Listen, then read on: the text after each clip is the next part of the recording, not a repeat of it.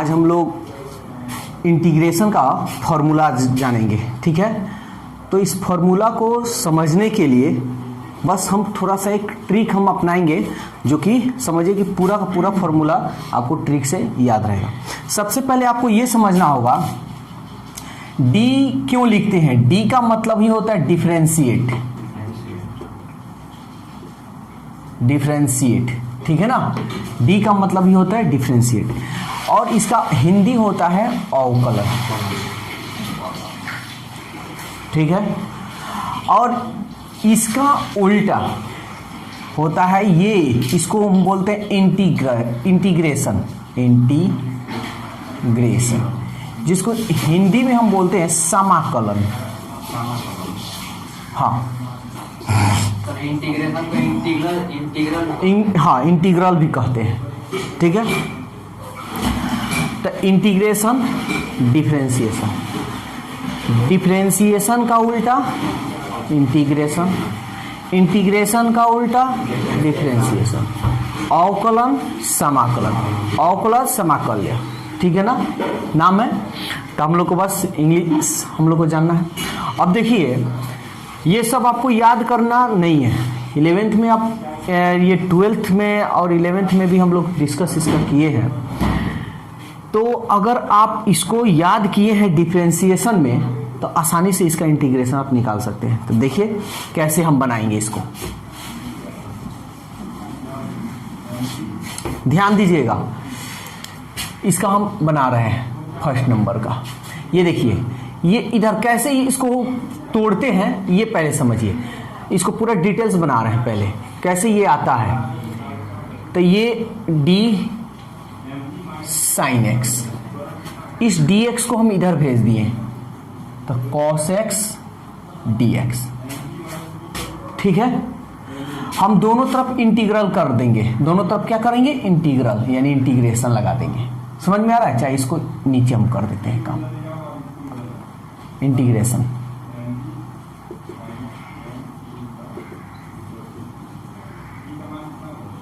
ठीक है। इंटीग्रेशन और डी ये कट जाता है, इसका मान ही होता है 1, ठीक है। तो ये देखिए कट जाएगा ना, तो ये बच जाएगा आपका साइन एक्स, ये नहीं कटेगा। कहाँ, डी नहीं ना है। अब ये नहीं कि ये अब ये कटा दे, ऐसा मत कीजिएगा। तो ये हो गया आपका कॉस एक्स डी एक्स, यानी फॉर्मूला आपका बन गया integration cos x d x equal to sine x. अब आपको समझ में आया होगा कि अगर d बाई डी एक्स कोई कह दे कि d by D x sine x equal to क्या होता है, कॉस एक्स, तो अब पूछ दे कि इंटीग्रेशन कॉस एक्स बराबर क्या होता है, तो सीधा उल्टा साइन एक्स। समझ में आ रहा है। अब देखिए तो ये तो फॉर्मूला बन गया। अब यहाँ पे हम सबका बना देते हैं। क्या है, इसको हम मिटा दे रहे हैं, समझ में तो आ गया होगा। इसको हम मिटा देते हैं। देखिए अब ध्यान दीजिएगा यहाँ पे कैसे बना, वो तो क्लियर हो गया। अब ध्यान दीजिएगा, इंटीग्रेशन उल्टा होगा, ठीक। अब इसका इंटीग्रेशन निकलेगा, इसका किसी का इंटीग्रेशन नहीं निकलेगा। ध्यान समझिएगा, डिफरेंशिएशन में जिसका फॉर्मूला होता है उसका इंटीग्रेशन नहीं होता है, होगा जो देखा जाएगा। लेकिन हमको बस दिमाग में ये रखना है जिसका डिफरेंशिएशन होगा और उस डिफरेंशिएशन का जो मान होता है उसका इंटीग्रेशन होगा। समझ में आ रहा है ना। जैसे देखिए डिफरेंशिएशन साइन एक्स का मान क्या आया, कॉस एक्स, तो इसका होगा, इसका नहीं होगा। समझ में आ रहा है बात। तो चलिए integration cos x d x क्या मान हो जाएगा आपका, ठीक उल्टा। समझ में आ रहा है। फिर 2 नंबर, इसका नहीं होता है, इसका होता है, ठीक है ना। तो integration sine x d x क्या मान हो जाएगा, कॉस एक्स, लेकिन माइनस लगा दीजिएगा। समझ में आ रहा है ना। नहीं, इधर माइनस नहीं लगाना है। माइंड में ये बस दिमाग में ये याद रखना कि हम जानते हैं D by D X tan X. देखो D by D X tan X sec square X, ये ना होता है, तो टेन एक्स इंटीग्रेशन नहीं होता है, सेक स्क्वायर का होगा। ये दिमाग में लेकर चलना है, फॉर्मूला पूरा का पूरा याद है। चलो अब देखो यहाँ पे सेक स्क्वायर है, integration sec square x d x, तो क्या हो जाएगा टेन एक्स समझ में आ रहा है ना। 4 नंबर इसका होता है integration cosec square x d X, minus है तो माइनस लगा देना, क्या होता है कॉट एक्स। 5 नंबर इसका होता है, इसका नहीं होता है, integration sec x into tan x equal to क्या हो जाएगा सेक एक्स, सब में रहेगा डी एक्स। 6 नंबर इसका integration cosec x into cot x d x, क्या होता है कोसेक एक्स। समझ में आया, माइनस में होगा जी, समझ में आया। तो डिफरेंशिएशन का ठीक उल्टा, दिमाग में कैसे याद रखना है कि जिसका डिफरेंशिएशन होता है और उस डिफरेंशिएशन का जो मान होता है उसका इंटीग्रेशन होता है, जिसका डिफरेंशिएशन होता है उसका नहीं होता है। क्लियर, बस ऐसे ही दिमाग में रखना, ये लाइफ टाइम तक याद रहेगा। ठीक है, तो जल्दी से इसको नोट करो और इस पे एक और भी ट्रिक बताते हैं और भी आगे फॉर्मूला बताते हैं। अब देखिए ये फॉर्मूला है 6, तो इसको भी बताने की जरूरत नहीं है, जिसका डिफरेंशिएट का फॉर्मूला होता है जो मान आता है उसका इंटीग्रेशन होता है। हम क्या बोल रहे हैं, नहीं समझ में आ रहा है तो फिर से समझिए, जिसका फॉर्मूला होता है और उस फॉर्मूला का जो मान होता है उसका इंटीग्रेशन होता है। समझ में आया। तो चलिए अब इसको देखते हैं, integration 1/√1 minus x square d x क्या होता है साइन इनवर्स एक्स। समझ में आ रहा है ना। दूसरा number integration 1/√1 minus x square d x क्या होता है माइनस कॉस इनवर्स एक्स। समझ में आ रहा है। 3 number integration 1/1 plus x square d x क्या होता है tan inverse x. 4 number integration फिर ये 1/1 plus x square d x क्या होता है minus cot inverse x. 5 number integration 1/ ये मॉडुलस में रखो चाहे मत रखो, ऐसे भी लिख सकते हो, डी एक्स क्या होता है सेग इनवर्स एक्स। फिर ये वाला ले लो, integration x √x square minus 1 equal D X minus cosec inverse X. समझ में आ रहा है ना। तो इसमें जो फॉर्मूला है ना, इसमें मात्र 3 को याद रखना सब, एक साइन का, एक टैन का और एक सेक का, बस 3 का यूज होता है। खाली माइनस है ना प्रॉब्लम है, वो सब क्लियर हो जाएगा, कोई दिक्कत नहीं। समझ में आ रहा है ना। तो ये 6 फॉर्मूला है और भी कुछ फॉर्मूला है लेते हैं।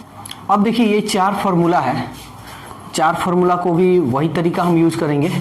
ध्यान दीजिएगा, इसको इसमें गुना कीजिएगा तो dx ना होगा, तो इंटीग्रेशन यानी 1 है, यानी 1 को छोड़ दीजिए, मान लीजिए ये dx, यही ना होगा, dx लगेगा इक्वल टू क्या होगा, यही ना बचेगा। तो देखिए ध्यान से समझिएगा, dx by dx equal to 1 होता है, यानी 1 में dx से गुना करेंगे तो dx होगा। तो dx का फॉर्मूला क्या हो जाएगा, यहाँ क्या किसका फॉर्मूला, dx का ना, तो फॉर्मूला आपका हो जाएगा x। समझ में आया। अब वैसे भी हम बतलाए हैं एक चीज अभी, integration dx equal to integration d cut जाएगा तो क्या बच जाएगा x। समझ में आया। चलिए तब इसको देखते हैं, ये फर्स्ट नंबर था। सेकेंड नंबर इंटीग्रेशन ये 1/x dx क्या होता है log x। देखिए आप ऐसे लिखिए या बेस इसको दे दीजिए, ठीक है, कोई दिक्कत नहीं है। 3 नंबर इसके करते हैं, इंटीग्रेशन a के पावर x log e के पावर a इक्वल टू क्या हो जाएगा a के पावर x। ठीक है ना। 4 नंबर इसको करते हैं, integration 1/2√x dx equal to क्या हो जाएगा √x। थोड़ा यहाँ एक चीज थोड़ा देख लीजिएगा, यहाँ जो 2 है कांस्टेंट है, ठीक है ना, 2 कांस्टेंट है, तो 2 को आप क्या कीजिए, इसको बाहर निकाल लीजिए। समझ में आ रहा है ना, यहाँ 2 जो है आपका कांस्टेंट है, तो इसको बाहर आप निकाल लीजिए। तो बाहर निकालिएगा तो ये ऐसे हो जाएगा ना, √x dx, ये 1/2 तो बाहर निकल गया, √x। अब ये 2 इधर जाकर गुना ना हो जाएगा, तो यहाँ पे गुना हो जाएगा, इंटीग्रेशन 1/√x dx = 2√x हो जाएगा। समझ में आया? तो अभी हम लोग जो एक्सरसाइज स्टार्ट करने जा रहे हैं, ठीक है, वो आपका समझ लीजिए कि इतना फॉर्मूला में हो जाएगा, कोई दिक्कत नहीं होगा। जो आपका एक्सरसाइज 19.1 है, तो कुछ और भी देख लीजिए इसको। तो देखिए, अब सबसे पहले इंटीग्रेशन जब निकालते हैं तो कैसे क्या करते हैं, ठीक है ना।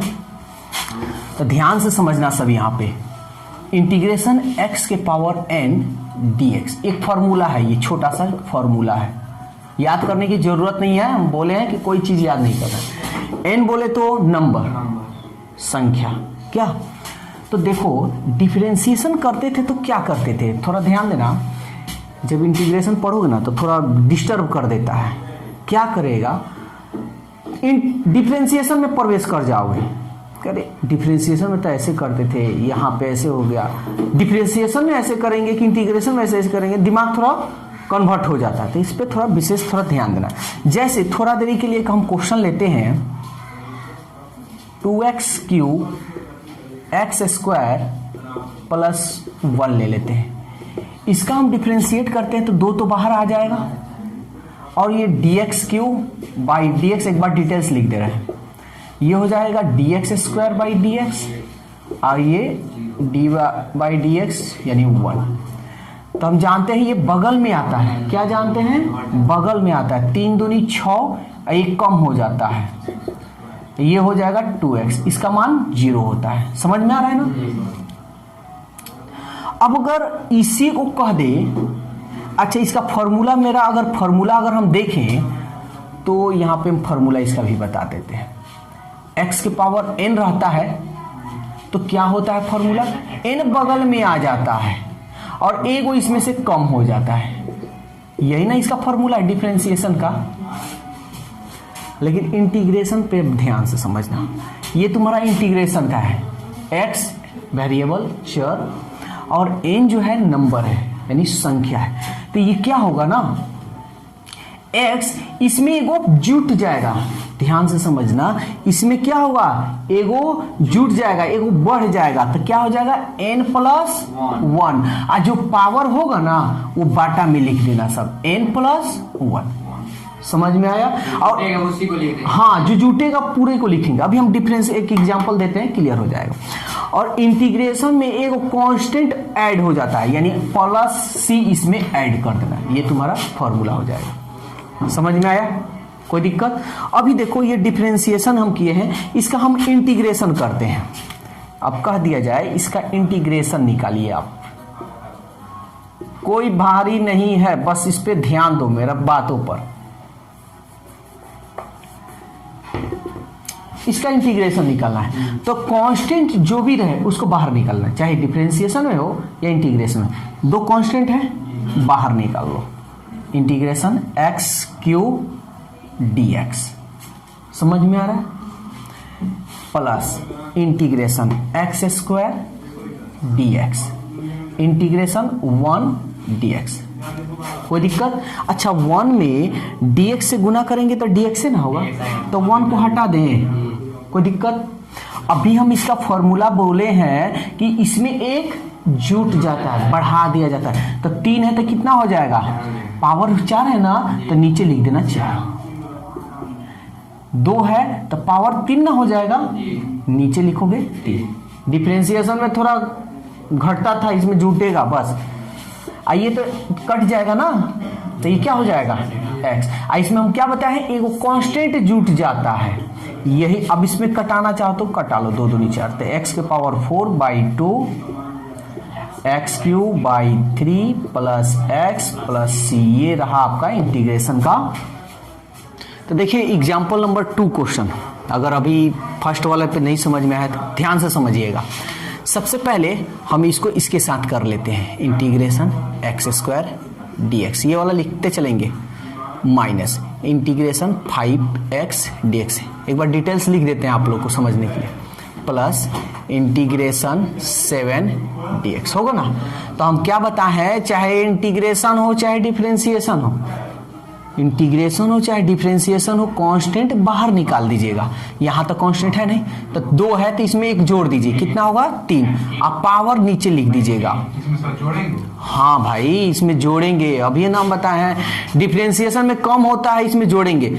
यही थोड़ा डिस्टर्ब करेगा तुम लोग को, ठीक है, माइंड को थोड़ा इधर उधर कर लेगा, इस पर कॉन्सेंट्रेट करना सब अपने आप को।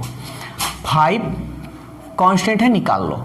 एक बार लिख देते हैं एक्स डी एक्स प्लस 7 को बाहर निकाल लो, इंटीग्रेशन dx। अगर दिमाग काम ना करे तो एक छोटा सा ट्रिक और ले लो, इसमें जोड़ेंगे कैसे, तो देखो 2 इसका पावर 1 ले लो, 2 और 1 ऐसे दिमाग रखना। यहां देखो 1 और 1 ऐसे भी कर सकते हो, तरीका बहुत है, यूज एक ही करना है। x³/3 माइनस 5, x के पावर 1 है, 1 बढ़ाओगे तो क्या इतना हो जाएगा एक्स स्क्वायर, पावर जो रहेगा नीचे लिखा जाएगा, प्लस 7। आइए तो डी इंटीग्रेशन ये कट जाएगा, इसका मान होता है x, इसमें 1 जोड़ देना कांस्टेंट, ये हमेशा कांस्टेंट जोड़ना है, कभी भूलना मत। कटने वाला तो कुछ है नहीं, तो मेरा आंसर यही हो जाएगा, x³/3 5x²/2 plus 7x plus c। ये रहा इंटीग्रेशन। अब तो कोई दिक्कत नहीं हुआ होगा। तो इस पे बहुत सारा क्वेश्चन है, अभी हम केवल एग्जाम्पल देकर समझा है। हम लोग अगले दिन नेक्स्ट वीडियो में हम लोग पूरा एक्सरसाइज कंप्लीट करेंगे, ठीक है।